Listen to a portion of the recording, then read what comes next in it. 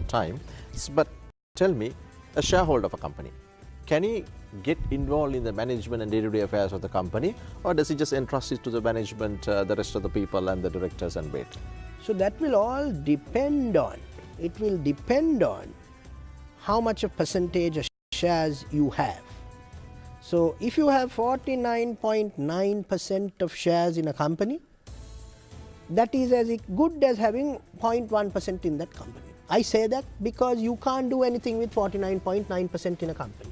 In order to get control in a company, you have to have 50% or more to be able to appoint your directors.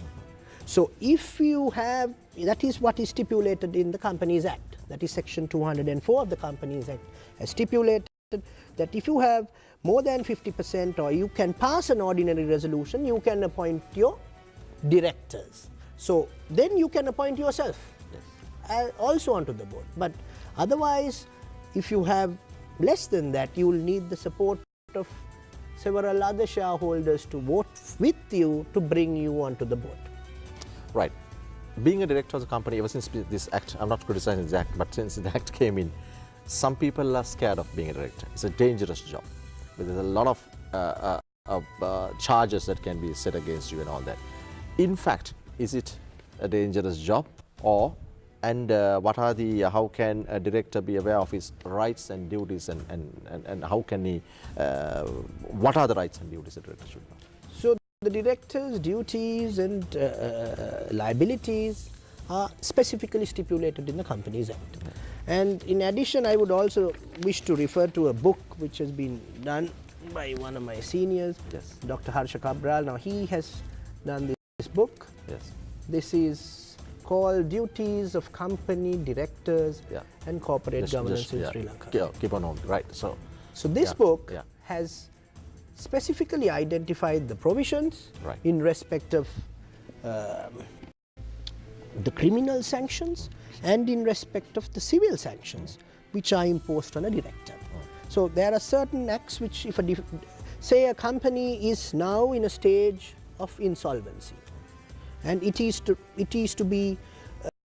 cannot continue. So a director can then, the board can get together, for example, and identify certain creditors and settle them off. So those are acts which are recognized as fraudulent in nature. Right. So the directors can be charged and punished in the High Court. So yes, as a director, you are to know what documents you are going to sign.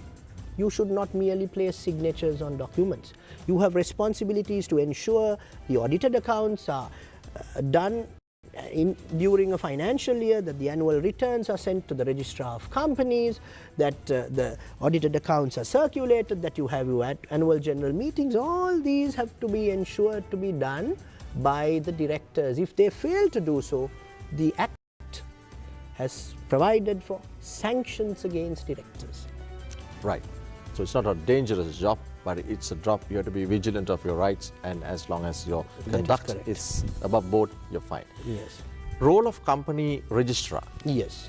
I know it's something you can't explain in the next few minutes we have, but if you were to say for the public to know what is the key elements of the role of company registrar, what would they be? The company's registrar has the initial, from the time you set up the company registrar will ensure that the registration is done. So all the documentation in respect of the company has to be filed in the registrar of companies. Thereafter, the registrar has to also ensure that all the, in respect of the appointments, removals, audit annual returns, those documents are all filed accordingly. The requirement is for the registrar to ensure and to write to certain companies, penalize companies if they do not abide by the regulations. Further to that, the registrar can also, the Companies Act, this is unfortunately a provision which is not used, but registrar can conduct investigations in companies. Right? The registrar, if you can as a shareholder go, no, you don't need to rush to the commercial court. You can go to the registrar and file, there are provisions in terms of the Companies Act where you can seek for an investigation. So the registrar can have an inquiry.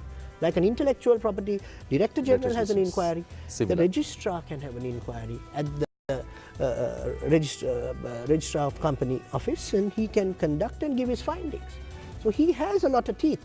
And there is also now certain decisions of the registrar. Say he decides that your name is not going to be registered because he feels it's misleading. So in such a situation, you can challenge the registrar's decision. So actually the registrar is a very pivotal figure when it comes down to companies.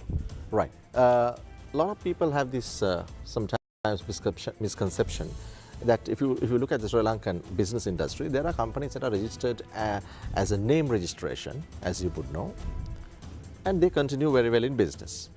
And some of the things, as an attorney, been asked for me also, why should I incorporate a private company or a public company, right? I don't have to do all these things, you know. What is your opinion on that? Well, first of all, a company creates certainty when it comes down to dealing with third parties, Yes. especially with investors. So if you have a corporate figure, the third parties know that you are also regulated and governed. So being a company, it's a body corporate. So your liabilities would still, the liabilities against the body corporate will remain even though the shareholding and the directors change over time. So there is no, the perpetual succession of the company will remain. So you don't need to worry if the shareholders die or the directors resign. So the good thing about a company is, what I believe, is certainty. It's easy to deal with third parties, and the third parties are also more inclined to deal with a company rather than an individual. Tomorrow, somebody who wants to do a startup business, what are the things he should know? I know you can't say it in a few minutes. What would be the first step he should know in legally starting his business as a company? So what should be the first steps he should take? First step he should take is to decide who is going to be the owners of this company. So whether it's him and somebody else, and what are the percentages they are going to hold in this company. How are they going to own this company? And how are they going to control the decision making of the company? What is the equity contribution into the company? Those are matters which initially you have to consider. What is the nature of business might not be a matter which should be considered too much, because as I said earlier, there is no requirement of any object clauses. So you can just incorporate the company. So initially getting together, deciding what is going to come into your articles can ensure that when disputes come about, because many of our litigation in the commercial sector is between family-owned companies. Right. You see brothers and sisters coming to court fighting over. Yes. It's quite scary for us. So we try to resolve it, but it's very difficult. It's very difficult. So foreseeing all of these situations, it's best to ensure that you provide for all of these scenarios at the very outset in your articles. So then you have the understanding on how to resolve this without coming into court and litigating. Nishan Premathiratne, thank you very much for joining us on Law and Order today, and thank you for your insightful thoughts on the company laws, and we wish you luck and success in whatever you do. Thank you very much, Shanakya. Thank you very much for this opportunity. And that's Law and Order for you today. We'll join you next week at the same time with another episode of Law and Order. Enjoy the rest of the programming on Channel I, and have a good weekend. Good night.